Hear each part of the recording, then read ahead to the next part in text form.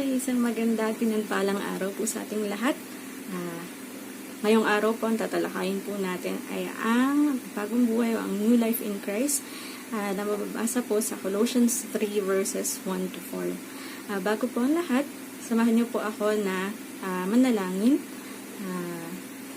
Tayo po ang lahat ay pumikit. Ating mo.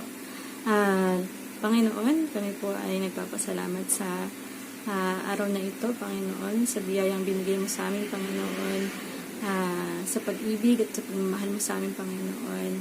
Tinataas ka namin at tinadakila, Panginoon.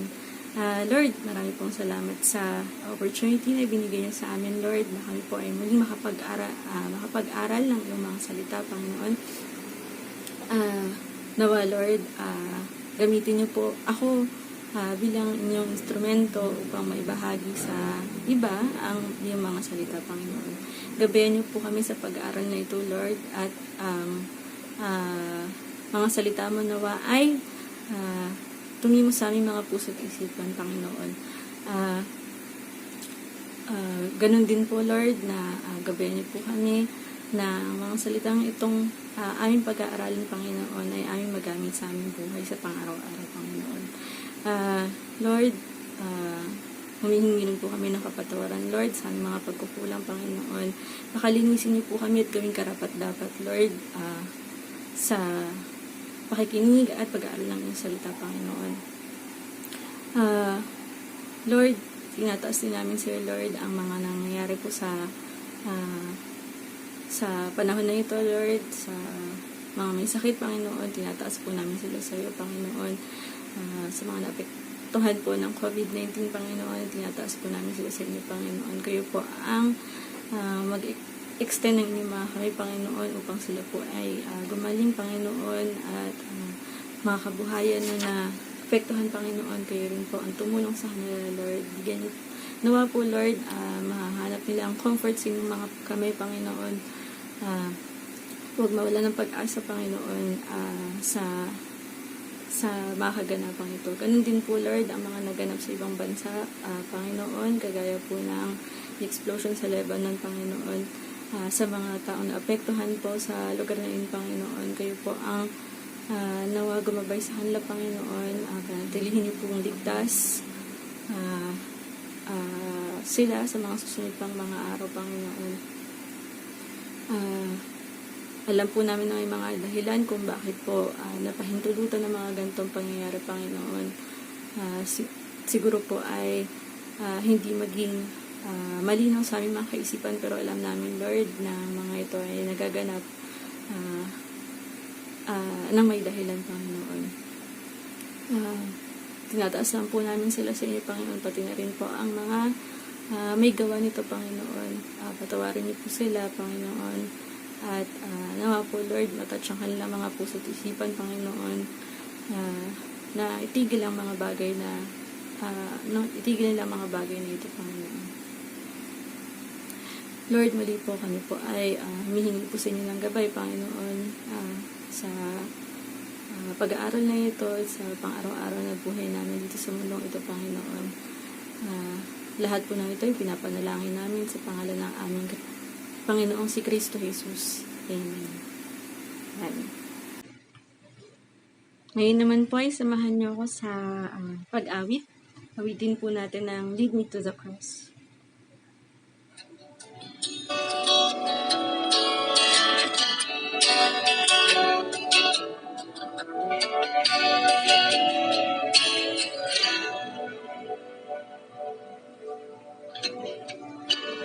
Savior, I come, quiet my soul. Remember,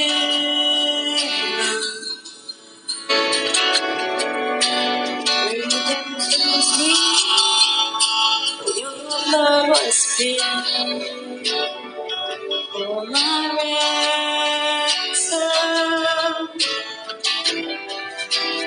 Everything I once held dear, I count it all as lost. Lead me to the cross where you love forever. Bring me to my knees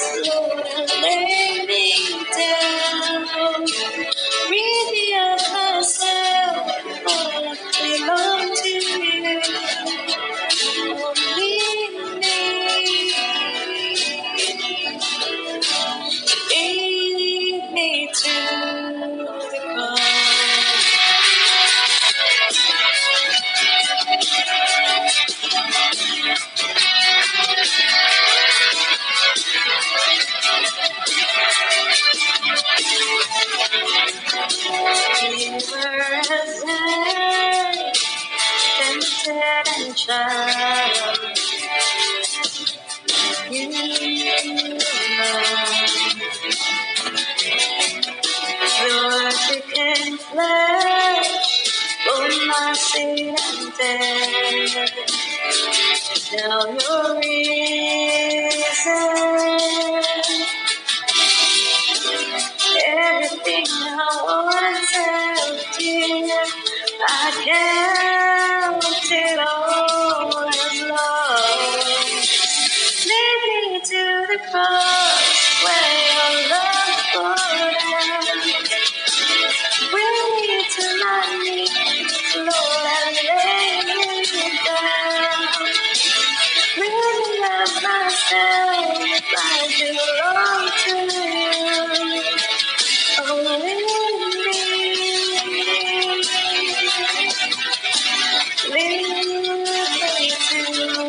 the cross,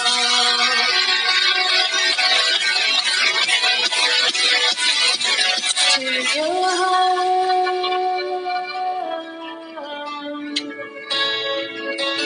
to your heart. Lead me to your heart.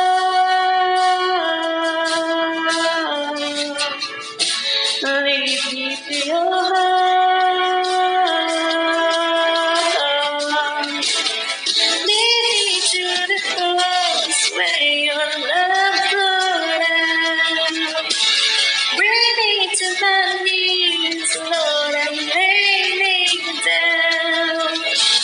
Really of myself, I belong to you. Oh, lead me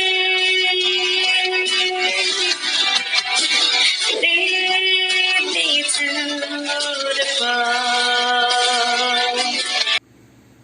Ngayon naman po ay samahan niyo akong basahin ang ating key text o ang ating tatalakayin sa hapon na ito. So, buksan po natin ang ating mga Biblia o tingnan nyo na lang po ang nasa screen.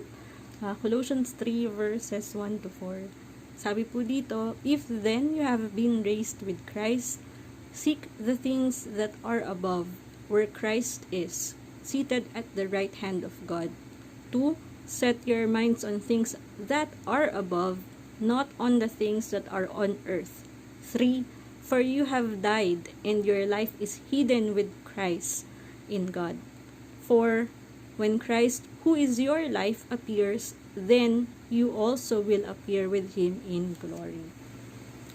Ayan, so kung babalikan po natin yung mga naka-highlight na pula, yung mga text na nakapula po, makikita po natin dun sa unang verse, naka-highlight po natin dun yung raised with Christ. So, sinasabi po dun na, sinasabi po dun na tayo ay isa na sa ating Panginoon Diyos. Tayo ay part na ng katawan ng ating Panginoong si Kristo. Diba? Remember po nung John 3:16, sabi po dun, "For this is how God loved the world, He gave His beloved Son, so that everyone who believes in Him may not be lost, but have eternal life." So, simula po nung sinacrifice po ni God ang kanyang nag-iisang anak na si Jesus, napatawad po ang ating mga kasalanan at tayo po ay nabuhay na muli sa ating Panginoong Diyos. O tayo ay we were born again through Jesus Christ. Ayan. So, sinasabi po dito na we should seek the things above. Diba? So, we should think alike with Christ. Kasi paano ba yung naging mindset ni Christ nung nabubuhay pa siya dito sa earth? Diba? Ang kanyang focus ay ma-fulfill ang kanyang task. Ma-fulfill ang salita ng Panginoon. And dapat ganun din daw po tayo. Ganun din daw ang ating maging mindset. Ganun din ang ating maging thinking.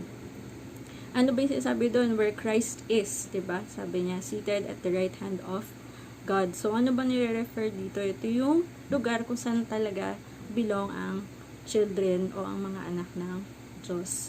And so, sa verse 2, sabi po dyan, inulit niya, diba? Kasi sa verse 1 nakalagay, seek the things above.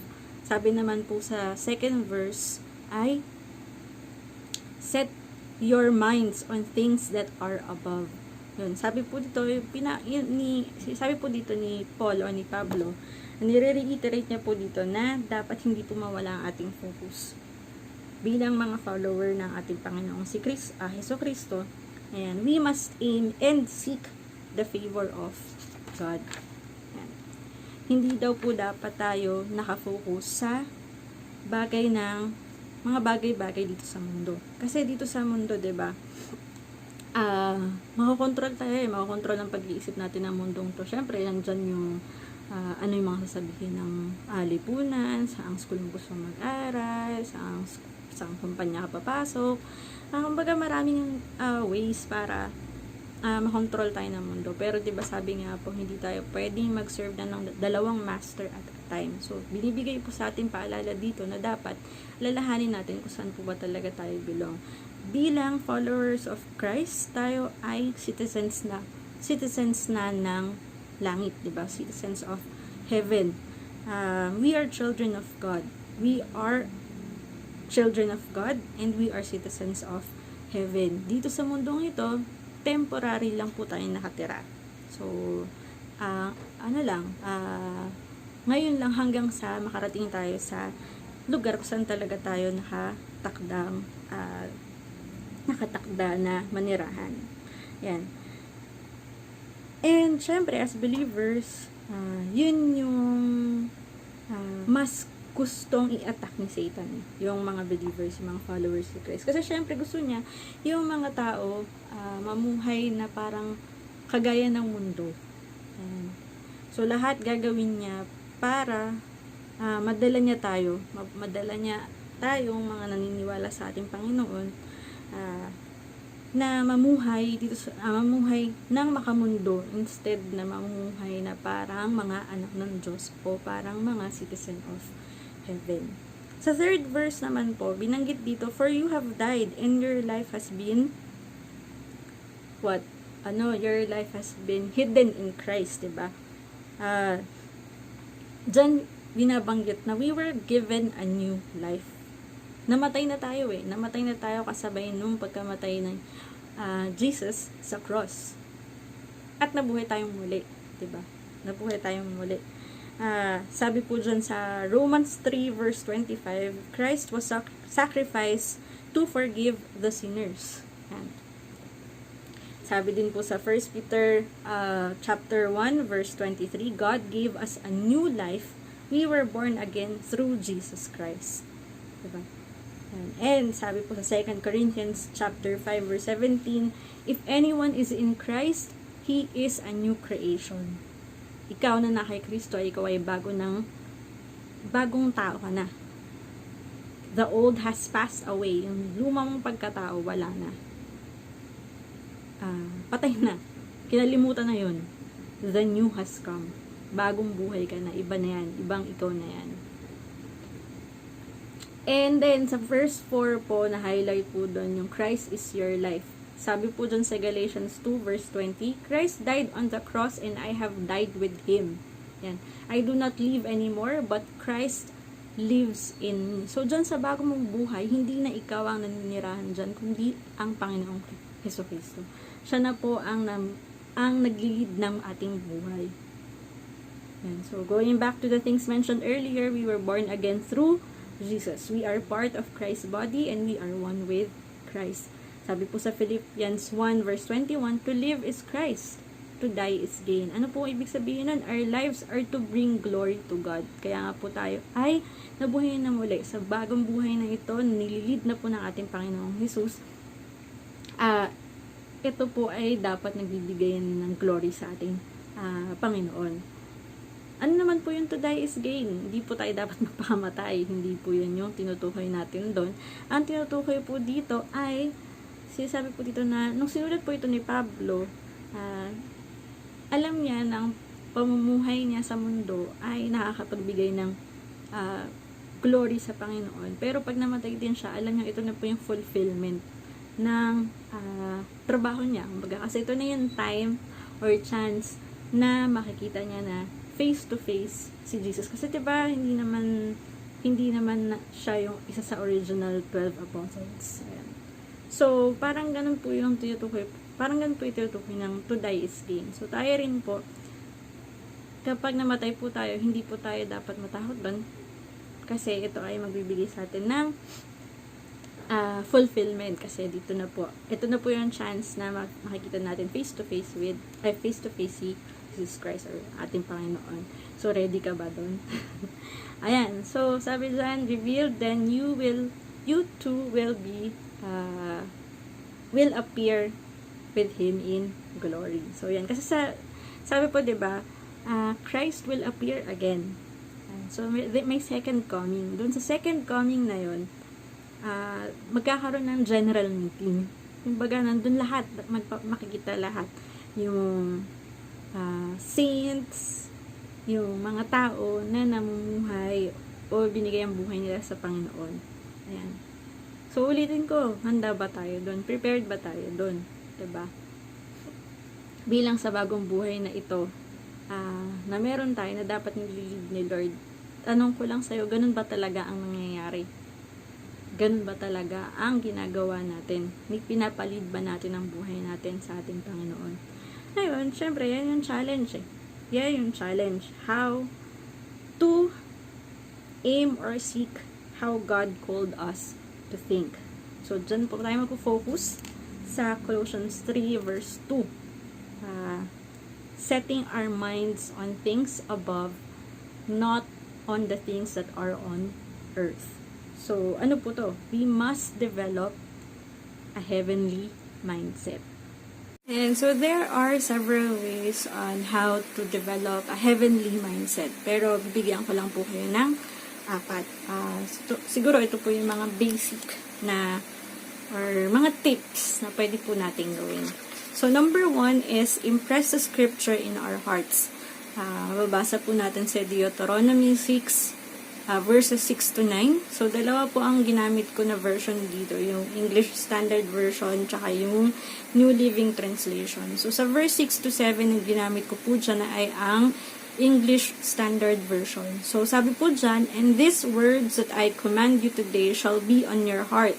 You shall teach them diligently to your children, and shall talk of them when you sit in your house, and when you walk by the way, and when you lie down, and when you rise. So, ano po yung ibig niyan sabihin? Meron po akong hinighlight dyan na text, yung word na teach and talk. Pero first po, dapat po nating tandaan, sabi po dyan, impress the scripture in our hearts. So, it should be, or this commandment should be in our heart. So, yun nga po. Yung una, naka-highlight dyan ay teach. Every Christian is called to be a teacher. Maniwala po kayo sa hindi. Lahat ng Kristiyano ay tinawag po para maging guro o para magturo. Bakit? Paano ang sabi yun? Kasi po, di ba, syempre, kapag po tayo ay na pakinig ng salita ng Diyos, hindi naman po natin yun pinapasok sa kanang tenga tapos lalabas po sa kabilang tenga. Ito po ay ginagawa natin sa ating, o ina-apply natin sa ating buhay. At sa pag-apply nito ay pinapakita natin na ito ang dapat na ating pamumuhay. So, kapag po kasi tayo ay pinagturo ng salita ng Diyos, hindi ba pag magre-reporting, di ba ganon? Pag magre-report tayo, inaaral natin kung ano yung ire-report natin. So, ganon din po kapag pinagtuturo po tayo ng salita ng Panginoon. Hindi natin, o hindi tayo mapakali na hindi natin isipin kung ano ang mga sasabihin natin, ano ang dapat na bigyang focus natin sa ibabahagi natin. So, ano mga mangyayari? Magbabasa po tayo, isusulat po natin, at isashare po natin. So, yun po ibig ko sabihin. Siguro may ibang mga Kristiyano sasabihin nila, baby Christian pa ako, hindi ako marunong yan, hindi ako pwede ng ganyan. Hindi po yun ganon. So, pag sinabi po, pag pinagturo po kayo ng salita ng Diyos, pinagbahagi po yung salita ng Diyos, hindi naman po ibig sabihin yan, kailangan, para you know it all, diba? Hindi po gano'n, kaya nga po aaralin mo eh. Syempre, parang sa mga magulang, 'di ba? hindi naman po nila tinuturuan ang mga kapwa nila magulang ng ABCD, kundi tinuturo po nila to sa mga mas bata sa kanila o sa mga taong mas kulang ang kaalaman. Kumbaga. So, ganoon din po tayo kapag po tayo ay nagbahagi ng salita ng ating Panginoon. Pag tayo po ay nagturo ng salita ng salita ng ating Panginoon. Syempre, pipili po tayo ng mga tao na kumbaga ay mas konti ang kaalaman tungkol sa atin. Ngayon naman, kung sakaling magkakaroon po ng mga kunwari, attend ka ng mga cell group meeting, syempre may mga iba doon, mga alam na nila. Pero, hindi naman po masama na ibahagi rin po natin kung ano po ang pinapabahagi sa atin ng Panginoon, kung ano po yung natutunan natin. Kasi, mamaya po, pupuntahan ko yan sa pang-apat na tip, kumbaga. Yan. Then, isa pong naka-highlight dyan ay yung talk. So, ano pong ibig kong sabihin sa talk? Sabi po kasi dyan, dapat po ang scriptures ay part ng ating everyday conversation. Hindi po siya yung kapag gusto mo lang makipagdebate sa ibang religion. Hindi po ganun. Kumbaga, sinasabi po dyan ay dapat po na-apply natin siya sa kahit anong bagay. Halimbawa, may napanood tayo na balita, ganyan.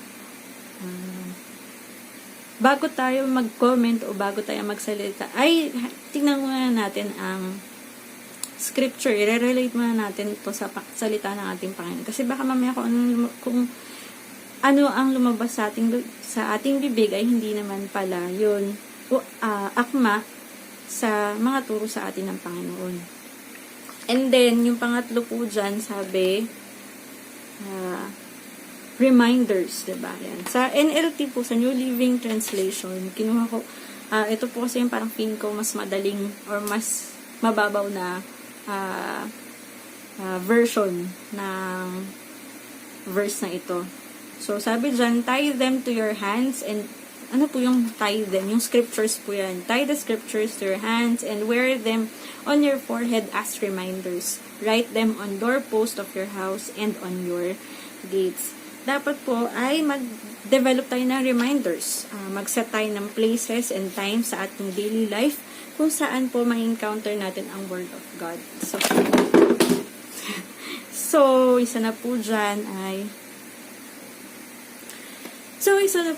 ay yung mga paintings, diba? Yan, sa mga coffee shops or kahit sa bahay. Pwede po tayo maglagay ng mga salita ng Panginoon sa ating mga bahay, mga paligid, sa mga paligid natin. Para mag-serve na reminder po sa atin, diba? Sa mga ganap sa ating buhay. Yan.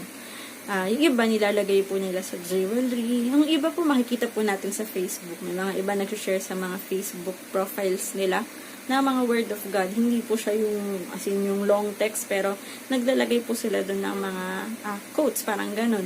Okay. So, gumamit po tayo o maggawa po tayo ng paraan na dapat makaka-encounter tayo ng mga salita ng ating Panginoon. Ayun. Then, bakit?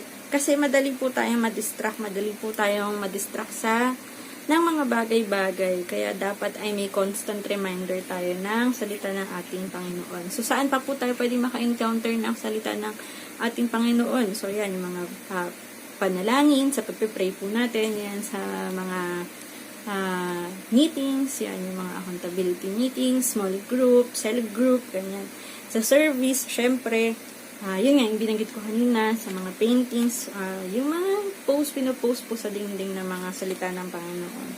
Yan. Yan. So, number 2. So, nakalagay po dyan, sabi po dyan, reject everything that is not from God. So, ano po ibig sabihin nito? Sinasabi po dyan na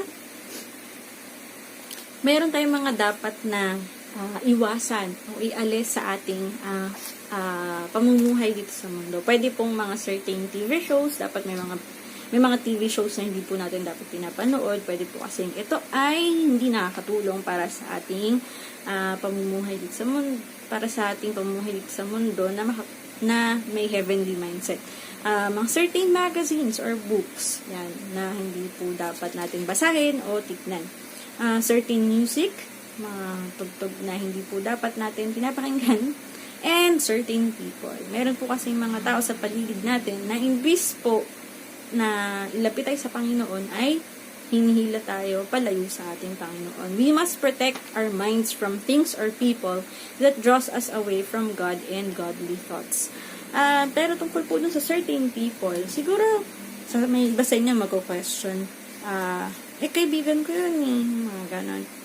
So, kung kaibigan po natin sila, at ayaw po natin na mawala sila sa atin, tayo po ang maging instrumento, o tayo po maging daan para po mapalapit sila sa Panginoon. At, makasama pa natin sila. Meron po akong mga kakilala, bago po sila umattend, or bago po sila naging part ng church, yan, bago po sila nag-surrender ng kanilang buhay sa Panginoon. Yun, ganun po ang kanila pong pamumuhay ay makamundo. So,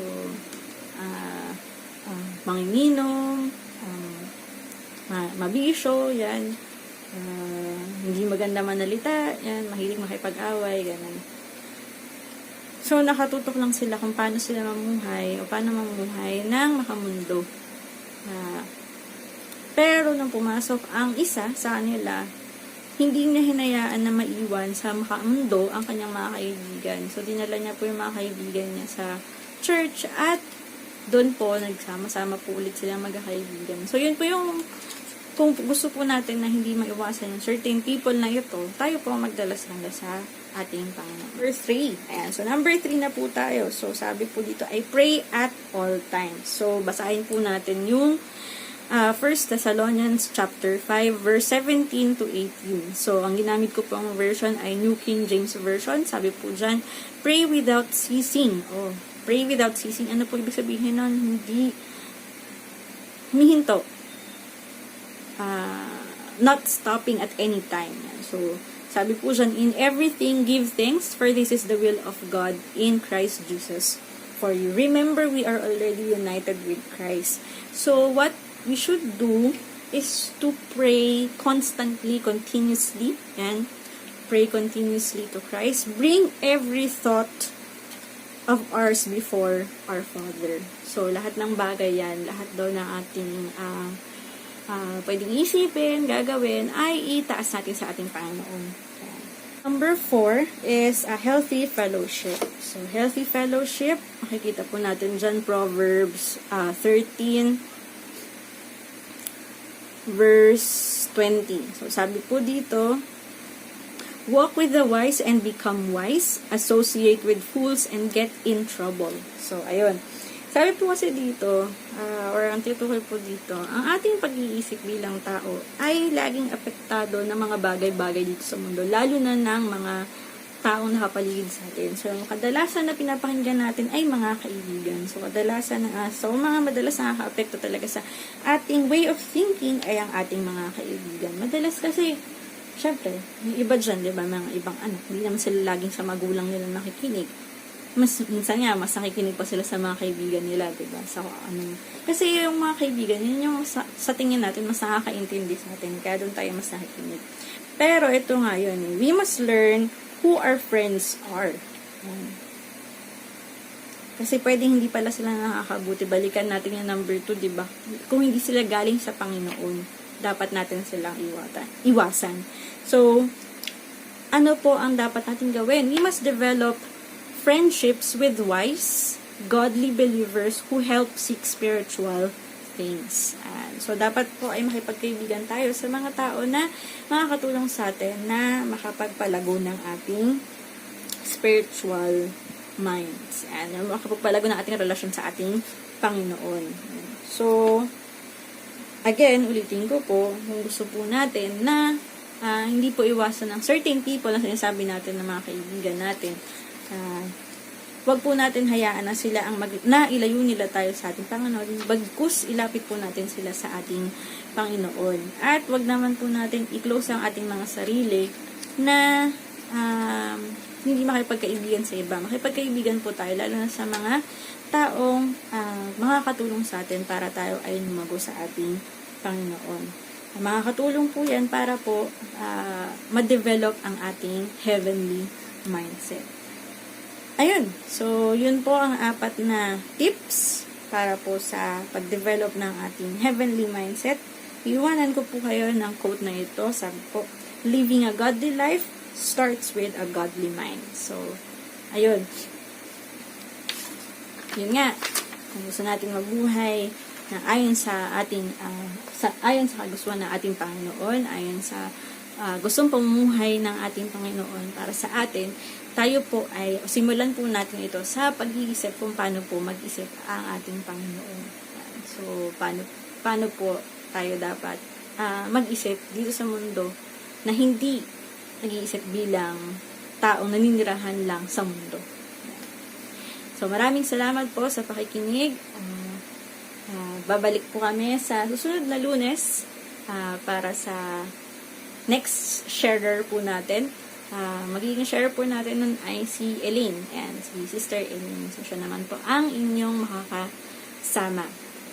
Ayun. So, sa pagtatapos po ng sharing na ito or ng teaching na ito, tayo po ay muling manalangin sa ating Panginoon. And, Panginoon, maraming salamat po sa biyaya na ibinigay niyo sa amin, Panginoon, sa pagkakataon na ito na ibinigay niyo upang kami po ay makapakinig, makapagbulay-bulay ng iyong salita. Lord, nawa po lahat ng mga nabanggit sa video na ito ay makatulong sa ating mga tagapakinig. Magamit po nila ito sa kanilang araw-araw na pamumuhay dito sa mundo, Panginoon. Salamat po, Panginoon, sa lahat-lahat ng iyong binigay sa amin, sa inyong pag-iingat, sa iyong pagmamahal, sa iyong pag-secure sa amin mga buhay dito sa mundong ito, Panginoon. Maraming salamat din po, Panginoon, dahil ginagamit niyo kami na maging instrumento mo sa iba pang mga tao, Panginoon. Lahat ng bagay na ito ay tinataas namin sa iyo, Panginoon, sa pangalan ng aming Panginoon Kristo Jesus. Amen. Amen. Amen. So, salamat, brothers and sisters. God bless.